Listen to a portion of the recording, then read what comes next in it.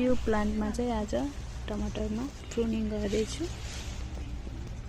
यो तलबाट आएको हाँगाहरू छ नि, यो चाहिँ सबै काटिदिनुपर्छ। यसरी काटिदियो भने चाहिँ राम्रोसँग फल्छ, धेरै फल्छ। अनि यो भयो, यो एउटा दुईटा तीनटा मेन हाँगा भयो। अनि यो मेन हाँगाको साइडबाट आएको चाहिँ यसरी फाल्दिने।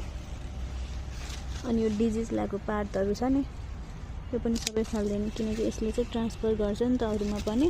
डिजिज धेरै ट्रान्सफर भयो भने धेरै फल्दैन। अनि यसरी प्रुनिङ गरिदिएपछि अब यहाँ छ नि, यो मेन भयो। अनि यो साइडबाट आएको छ, यसलाई पनि काटिदिने। यस्तो गऱ्यो भने चाहिँ धेरै फल्छ, प्लान्टहरू धेरै राम्रो क्वालिटीको फल्छ। यो पनि फाल्दिने।